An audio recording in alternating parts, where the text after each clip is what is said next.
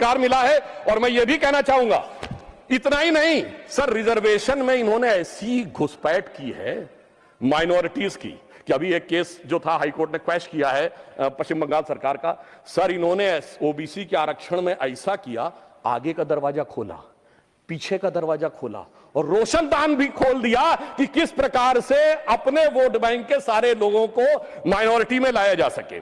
अब मैं यह भी कहना चाहता हूं सर, खड़गे जी ने जो कुछ भी बोला, अब उस विषय के ऊपर मैं बोल चुका हूं, इसलिए मैं दोबारा नहीं बोलना चाहता, मगर फिर मैं बताना चाहता हूं, आज समाज में जो लड़ाई लगाने की बात की जाती है, आई जस्ट रिपीटिंग क्विकली कि डॉक्टर अंबेडकर ने अपनी किताब हु वर शूद्राज में chapter number 1 page number 1 paragraph number 3 में लिखा है, there is no connection of modern day schedule caste with the Vedic age Shudras. Second, उन्होंने द अनटचेबिलिटी में लिखा है, पेज नंबर 155 पे आप कहेंगे तो मैं अभी आपको ऑथेंटिकेट कर सके दे सकता हूं, जिसमें उन्होंने लिखा देयर वाज नो अनटचेबिलिटी, मनुदेरा started on 4th century, subsequent become on 8th century. अब 8th सेंचुरी से इस देश में क्या हुआ था ये भी याद रखने की जरूरत है। पर मैं ये कहना चाहता हूं सर एक और बात, कि आज जो लोग कॉम्पिटिटिव एग्जाम वाले बच्चों के लिए कि नेता बनने का प्रयास कर रहे हैं, सर उन्होंने कभी जिंदगी में कंपटीशन देखा है?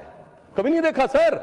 ये वो नेता हैं जिन्होंने एजुकेशन में कंपटीशन नहीं देखा, नौकरी में कंपटीशन नहीं देखा, पॉलिटिक्स में कंपटीशन नहीं देखा, और अपनी पार्टी में तो ऐसी रेस दौड़ते थे जिसमें एक ही आदमी दौड़ना होता था।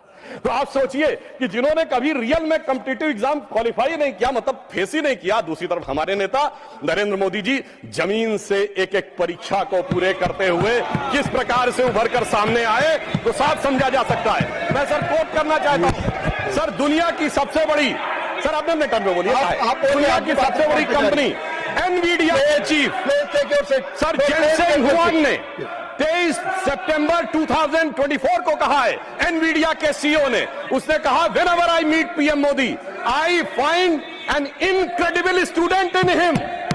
तो एक तरफ है हमारे नेता जो motivated, dedicated and incredible student है, दूसरी तरफ एक वो है जो फ्रस्ट्रेटेड, रिजेक्टेड और हर लोकसभा सत्र के बाद इंटरनेशनली इनविजिबल नेता है। अब मैं एक और बात कहना चाहता हूं, एक चीज जो हमारे लिए चिंता का विषय है सर, देखिए जिस प्रकार की भाषाएं आई वहां पर बच्चों के उसमें वो बहुत अशोभनीय और चिंताजनक था, जिस ढंग की भाषा का प्रयोग किया गया। मगर बच्चों की क्या गलती है सर, जो बड़ों से सीखते हैं। यदि यहां पे गालियां दी जाती हैं, अभी जो सदन में सदस्य खड़े हुए उन्होंने भी गाली वाली दी थी, अलग बात है। प्रधानमंत्री जी को बिहार में मां की गाली दी जाती है, आखिर में बच्चे बड़ों से ही सीखते हैं। तो मुझे लगता है ये अभी ध्यान रखना चाहिए। मगर मैं दलगत भावना से अलग होकर कहता हूं, आज जो कुछ आपने सुना, हम इस तरफ पक्ष के हो या उस पक्ष के हो, क्या हमें नहीं लगता कि इस विषय को लेकर हमें चिंता होनी चाहिए?